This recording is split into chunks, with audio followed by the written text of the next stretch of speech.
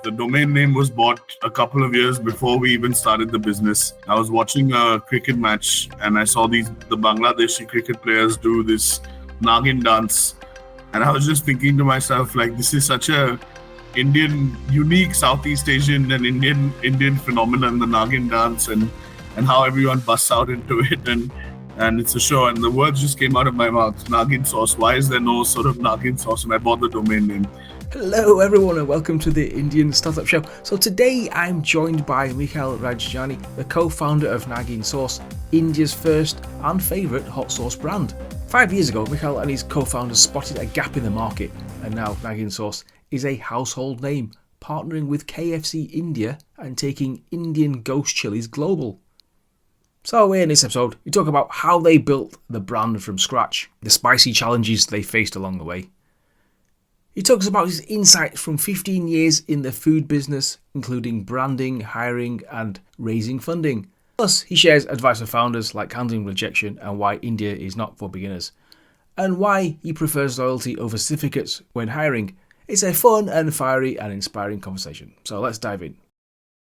Hello, Mikhel. Thank you for coming on the show today. Hey, Neil. How's it going? Nice to meet you. Awesome stuff. Please tell the listeners what you do. So I am one of the co-founders of India's first and favorite hot sauce brand called Naagin Sauce. We're 5 years old as a company, and we've quickly established ourselves as the most loved hot sauce in India. What was your initial desire to do this? Why particular hot sauce? So I've been in the food business for, almost 15 years now. I own a chain of restaurants in Bombay, and before that, I was, working on vineyards and hotels and cafes. Mm-hmm. So I've had a fair bit of experience in the F&B business. And even when I studied in Canada, use a lot of hot sauces myself, when I used to cook and things like that. And while doing this business and living in India, I love Indian food. I love Indian spices and spicy food. Always wondered why India never had its own hot sauce brand. We had a lot of sauces in the market, a lot of either Western sauces or copy of Western brands like Thousand Islands and things like that, or Asian brands. So, like Sriracha and of the likes.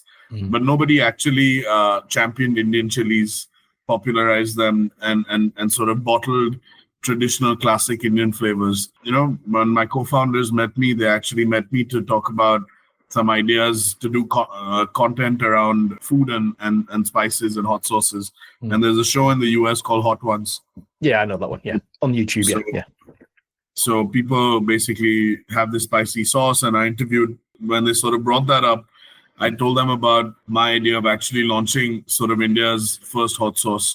And it turned out that they were massive pepperheads themselves, were crazy about collecting hot sauces and had, pretty impressive collections of their own. We went into a deep dive about, why we felt that India sort of needed its own hot sauce brand. There was a emergence of craft beer and new age beer brands all over the country, challenger brands. And, beer and hot sauce sort of go hand in hand together. Oh, yeah. So we felt that, it was a complementary industry. There were no players in the space.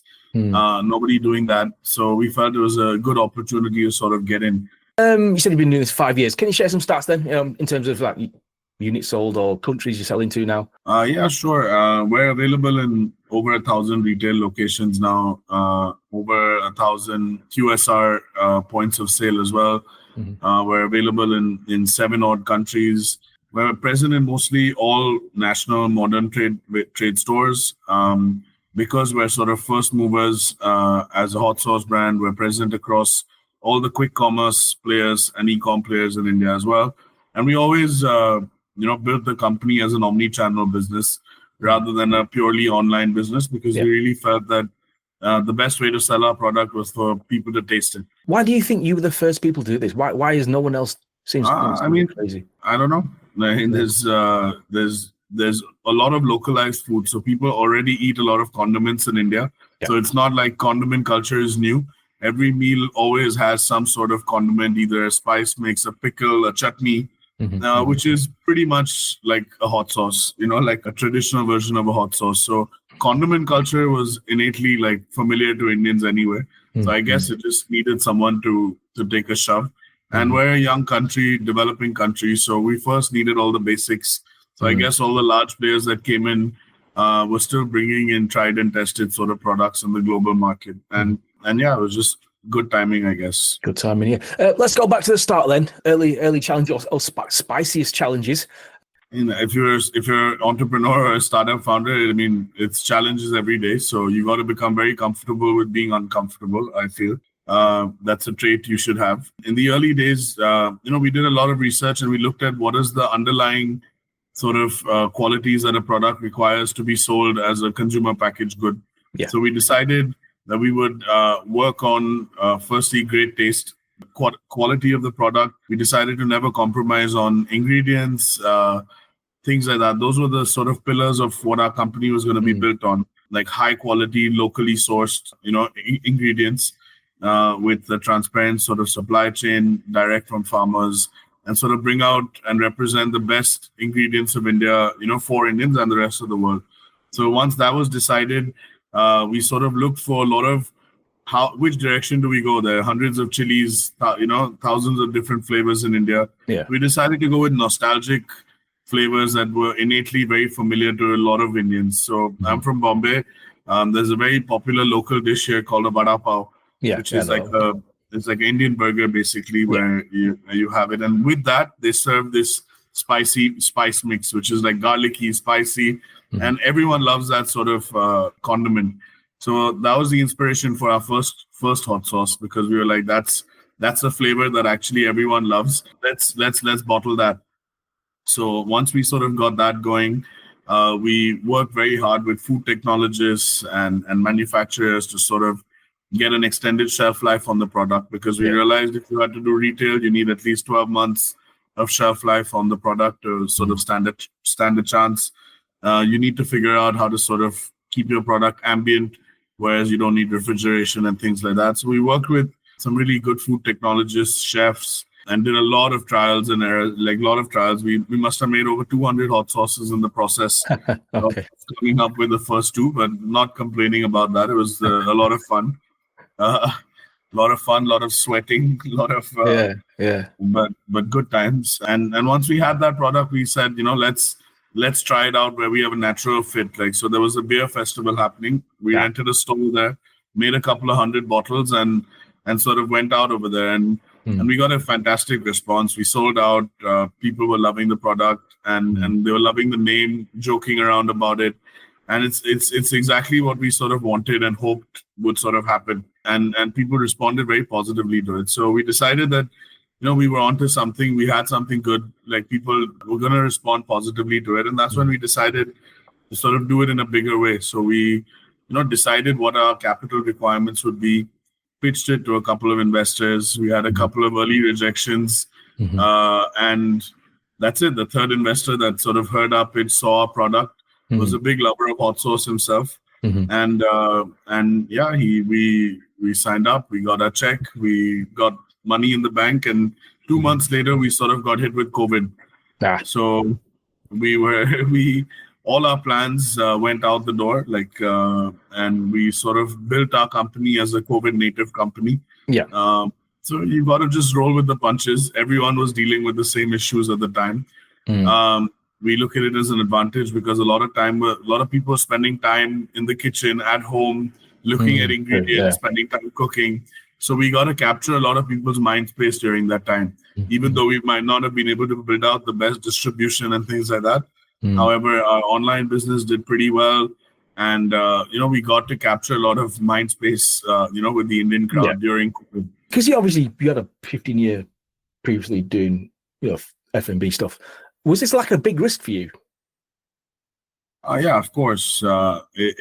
Anytime you start a business, it is very risky. You hear all the statistics, like 1 in 10,000 get funded, and out of all that get funded, probably X% make it. Most people fail. You hear all of that, and people scare the shit out of you every day and tell you why you shouldn't sort of do something. But it was scary. But at the end of the day, you need to trust your own thoughts, your critical thinking. I always feel you should test your idea with people who are smarter than you, more experienced than you, sort of let people punch holes in your business. Let people sort of tell you what's wrong, and then you got to work through those sort of tough questions. And if you can convince yourself, then you have nothing to worry about, because I think it's all about mindset and finding like-minded people. I'm lucky I had co-founders, Yeah. who as crazy as me. We always sort of kept each other motivated and eyes on the prize. I suppose the most important thing is the name as well. What's the story about the name, and why particularly that name? The domain name was bought a couple of years before we even started the business. I was watching a cricket match and I saw the Bangladeshi cricket players do this Naagin dance, and I was just thinking to myself, like, this is such a unique Southeast Asian and Indian phenomenon, the Naagin dance, and how everyone busts out into it, and it's a show, and the words just came out of my mouth. Naagin Sauce. Why is there no sort of Naagin Sauce? And I bought the domain name. I'm a serial domain name buyer, so Okay. I ended up buying it. What does it actually mean? Because obviously we have listeners around the world as well. So. Oh, sorry. Nagin is a Hindi word for king cobra, which is a snake. Snake, yeah. So we thought the snake bite is like a hot sauce. It stings. It's hot. So yeah. Awesome stuff. What was it like on launch day then? Seeing your bottles in the shop or online, getting sales and stuff. So, I've never been one for big launches or putting a lot of pressure on a launch date or time or anything like that. I always feel it's better to just maybe launch a bit more low-key and make an announcement a couple of weeks later or even a month later, once you've figured out a lot of the headaches or speed bumps along the way, because it just puts a lot of pressure on you and on the company itself. If, there's a big launch, you're inexperienced at it, you're doing it for the first time. So I'm not one for big launches or single moments or events like that. I feel that consistency, banging things out regularly, regular marketing, doing all the traditional stuff right. Obviously, you have to do fantastic work. So you got to always try and peak with creativity and be put originality above all else. It's more important to be consistent in what you do than a single launch or anything like that. Obviously, in my neighborhood stores, when we had when you go there and you see your bottles on the shelf, it feels awesome. Your friends and family send you pictures from the store. It did sort of feel great. Yeah, but eventually sales feel great. Numbers feel great. And that's something you sort of get a rush out of that rather than just recognition. Scary and exciting, because obviously India is a massive country. Obviously, you're a small team and you're a limited budget. We raised a fairly large amount of capital as a pre-seed round, so it's always there are many ways to go about something. We felt we're second-time founders. We were not doing it for the first time, right? So we're pretty confident in our skills and our ability to sort of execute. And we didn't want to. We knew what we needed as a starting point. We knew we wanted to get into X amount of retail locations. We knew roughly what it would cost, to create A+ listings on, online platforms and have a good website up and things like that. So that's something that, people, I would advise all founders, entrepreneurs, is just be very comfortable and be very thorough about your capital requirements. And just be upfront about it. You can always be a dreamer and never limit your dreams either. You can think as big as you like. Just have a sound business plan behind it, and have an idea how much sort of money you require and arrange for that.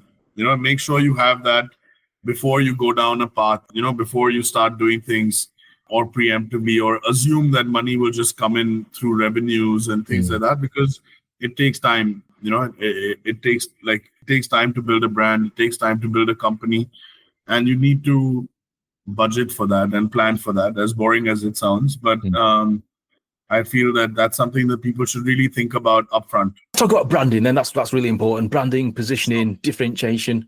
Obviously, you got the name. It's a bold name. How are you ensuring that this brand stands out, as it were? Because obviously, it's a. So the way we positioned ourselves is we said that firstly that ketchup is for everyone, and if it's if you're an everyday Joe guy, like an average Joe guy, you have ketchup. And we always said that Naagin is for it's for people of passion. So we tried to align ourselves with everyone, all the outliers, all people doing something sort of different in life. The skateboarders, the chefs, the photographers, the artists, athletes. People who are always outliers, people doing something different outside of the norm. Yeah. In India, parents want you to be a doctor and engineer, and they sort of will sort of push you in that direction. So we said that ketchup is for everyone, and then Naagin is for everyone else. And we actually looked for a lot of these subcultures and niches in the early days, and sort of aligned ourselves with them. So be it like the small skateboarding community in India, a lot of small restaurants and chefs.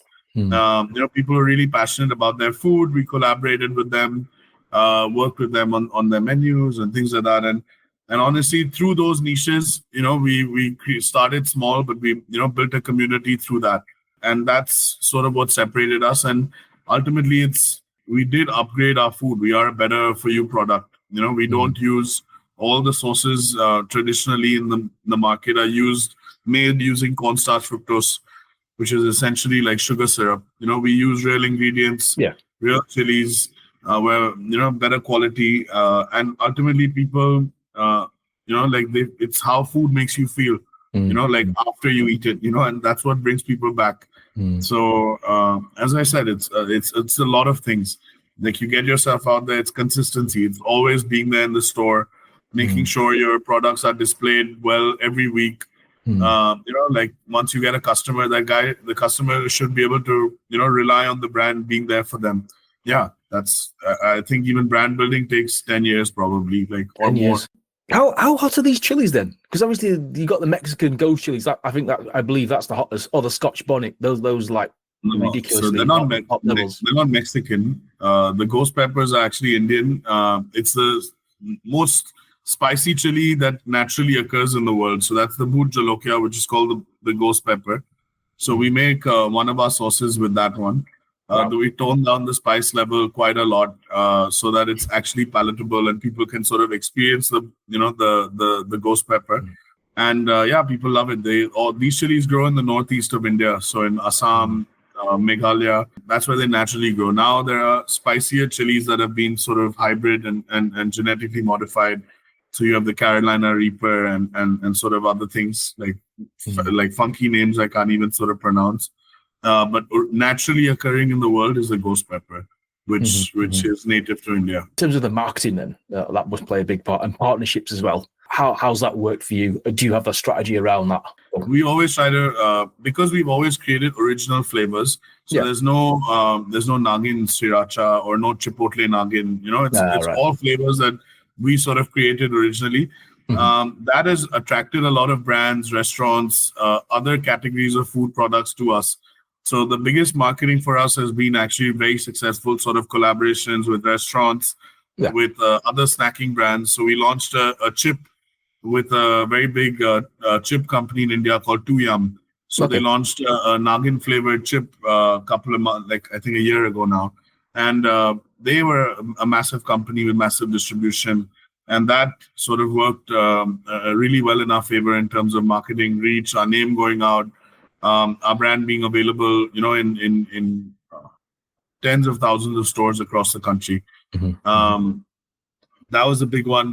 Being on a menu in a restaurant is like the biggest gold star for us. We feel very happy when we sort of get on a menu because not many restaurants or people actually name a sauce. But because of our originality and they know that the quality is good and it aligns with what their values are.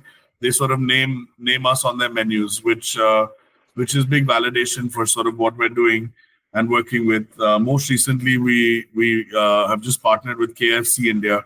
So we're going to be present. We're the first Indian brand that's going to actually be branded and available as our original flavors in all 1,100 KFCs across the country.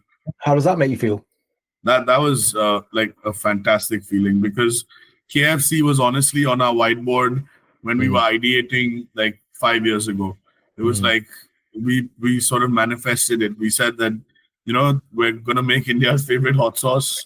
International brands will want to have Indian flavors. chicken and hot sauce are like a marriage made in heaven. We got to get into KFC, and it sort of happened. It was a tough journey getting that done as well. We had to upgrade a lot as a company and improve everything about us to sort of get to that level. But it's been nothing but a sort of positive experience working with that team, and I think that really puts a smile on my face when I see that. Because you've done this for 15 years, and how has the marketing strategies changed over those years? They must have changed a lot. So when I owned a pizza chain in Bombay, we did the world's first drone delivery of pizzas, which actually went viral in 2012. We got a national record for it. We were on global news, Wow. on the BBC, CNBC, all of that. So I learned a lot about the internet and marketing, like at a sort of early age. And my co-founders Arjun and Kshitij also run a sort of marketing agency, which is very successful for many years, and sort of pioneers in sort of what they did. And eventually, like, I feel the way marketing has changed and the way the internet has changed over the years is the way you run your company and the way you run your business and make your products is the content that you should be be able to be most transparent about as a company. And if what you're doing aligns with what customers really want or the direction that they're going to go in, I honestly think that's the best sort of marketing you could do. Like like just building up that reputation by actually being who you say you are for many years, and that like meaning something. When you say we have good, like better quality than others, that actually can be quantified and not just a statement thrown in the air. So I think consistently being who you say you are, trying to be better every day, and sharing your journey with your customers, I think that is the best sort of marketing you can do today in today's world. It's changed a lot. Like earlier, I would say in the early days of D2C brands and things like that, it was a very good strategy because there are very few players online. You could actually run a good strategy, have a good budget, be on the right platform, and you could make a killing like by doing something like that. Today, you have everyone's on the internet, and it's in fact harder for a startup because today I have multi-million-dollar sort of food conglomerates who have millions of dollars a monthly budget who are buying up my name as an AdWord on Amazon. You're competing with big guys, and you gotta be a bit thick-skinned about that, and be honest and keep talking to your customers and sharing your journey as your business grows through various partnerships. You get lucky sometimes. That's how your brand will get built over time. I feel like that. I feel today the way to do it is share your journey like honestly and actually do what you say you're doing. Yeah, you mentioned your co-founders. How did you meet your co-founders? So Kshitij and me went boarding school together. So that's how we knew each other. And Arjun, my third co-founder, and me, and Kshitij and him actually started an agency together. So that's how the three of us all got together. And we ended up being from, schools that are close by. We have a lot of common friends. What was your first impression of your co-founders? Like my friend from boarding school, the first impression of him is he sleeps too much. He used to always be late in the morning at dorm leaving school. But always a solid guy. We always got along about everything. We agree on the larger things in life. So then the small stuff sort of doesn't matter, and I think that's the shared quality between all three of us. We all want the same things pretty much in life. What would you say is your main job now? Obviously, you're a co-founder now. What is your main job now then? For me, like we all have split responsibilities. Yeah. So I feel my job is I look at myself more as if I had to actually tell you the technical job, I'm in charge of business development, fundraising, offline sales, and the manufacturing and product development in the company. That's what sort of I do. However, we all overlap a lot in each other's sort of roles. I have a lot of help from Kshitij, on the production side. A lot of help from Arjun on the business development side as well. So and fundraising side. So we all sort of do it, but broadly, that's what I do. And today we have a pretty motivated and strong team as well. There are almost 50 of us today. And I'm more of a like chief solutions officer. Yeah. So I try to make sure that everyone has what they need, armed to do their job. And yeah, that's pretty Mhm. much what I do. What makes this partnership work then? Obviously, if you can give our advice on our listeners as well on making partnerships work, or if they're working in a partnership, what advice would you give them? Brutal honesty. Like, don't wait to speak your mind. Like, brutal honesty. Yeah. Say it up front. Have a thick chin. Don't like have a stiff chin. Yeah. Don't cry about everything. Stuff goes wrong all the time. So you got to just have a good positive mindset, and communicate very clearly. I think that's very important with your partners and co-founders. And yeah, I think that it's a mindset thing. No one motivates you when you're an entrepreneur except yourself. Mm. So if you're self motivated, you dreams without goals mean nothing. So if you share the goals with your co-founders, you'll have the same goals, and you're working towards it. I think it can be a big asset having partners in a company, because you can have a lot of peace when you trust them that a lot of stuff is getting done in the background while you're doing deep work on something yourself. Let's talk about funding then. Obviously, you've raised funds. It can be challenging, for a food brand in India. What lessons did you learn from the funding journey, and what advice would you give our founders, pitching in an F&B space? Never been a better time if you're a founder. You can actually build anything you want today, like whatever your business is. Yeah. I know from experience that there's like mountains and mountains of dry powder in the country available to be deployed and invested. Getting it is a different story. It's very hard. It's definitely not easy. India is not for beginners, for sure. So you better have a deep understanding of what you're getting into in India as well. What I would advise when it comes to fundraising is have very clear goals, be able to articulate what you require the money for very well, and have more staggered goals rather than talking about where you're going to be 20 years from now. Think about where you'll be in 18 months deeply. And be able to explain that or communicate that to investors very clearly. The other most important thing is that you don't take everything personally when you get rejections. Like, we've heard hundreds of rejections, and as a founder, you might think, or as a business, that it's about you, but a lot of the time it's not about you or your business. It's just timing. It's where the other people's mind is at the time, their interests. And when you do find like-minded people and people that sort of believe in your vision and business, I feel you should really use their mentorship, guidance, network to upgrade yourself as an entrepreneur and founder. I would say all the services you work with, so the lawyers, the company secretaries, agencies you work with, always try and punch above your weight a bit. Yeah.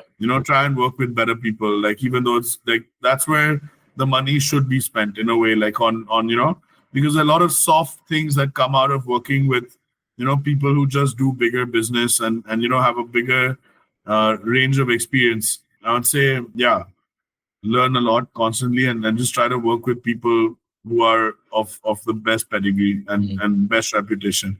Yeah, because you've gone from 3 to 50 people. What is your hiring philosophy now then? It's more of a mindset thing.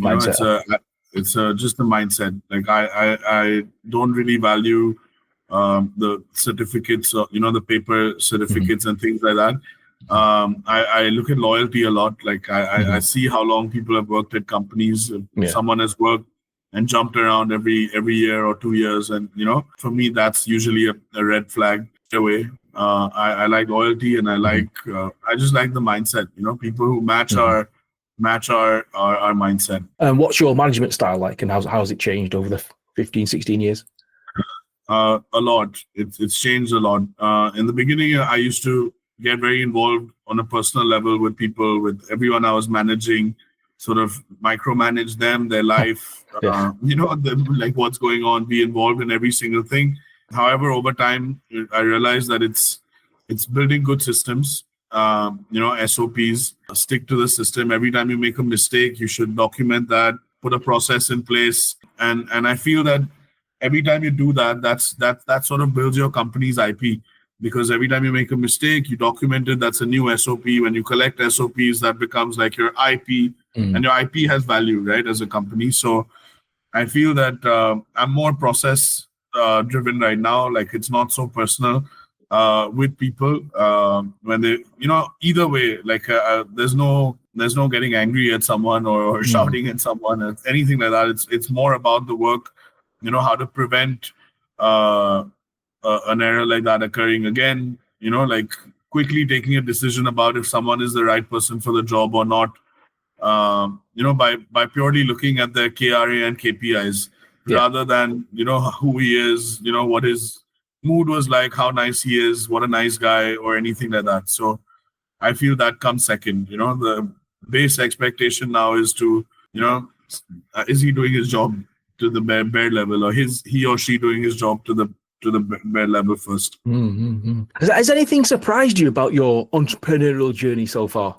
Yeah, like that I'm still crazy enough to continue doing it. Like I think we all look at that, and I think that resilience between me and my co-founders, after the sort of setbacks, challenges we faced, I think like that is something that I realized about myself.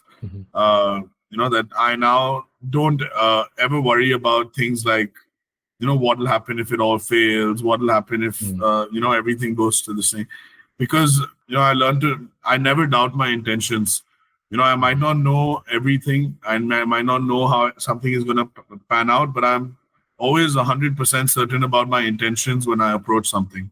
I always make that very clear, to my partners, to our investors, and I don't think living like that can lead you down a wrong path for a very long time. Awesome. Last few questions then. Has anyone helped you on your journey? Obviously, co-founders. Anyone else helped you or supported you? You'd like to mention? Lots of people. A lot of people. Our families to begin with are extremely supportive. All our families have not just invested money in our business, but put up with all our moods and attitudes and craziness throughout the time. So our family, for one, a lot of our investors have backed us from day one, multiple rounds. Only been helpful, told us harsh truths when we needed to hear it. The first fund that invested in us, Vikram Chachra, I would definitely like to mention him to be someone who's always helped us. Our lawyers who've been with us from day one, they've pulled us out of some situations and got us some deals at the right time when we sort of needed it. So, Mehta and Padamsi, and I would give a shout out to Siddharth and his team for that also. There are a lot of people who've helped us along the way.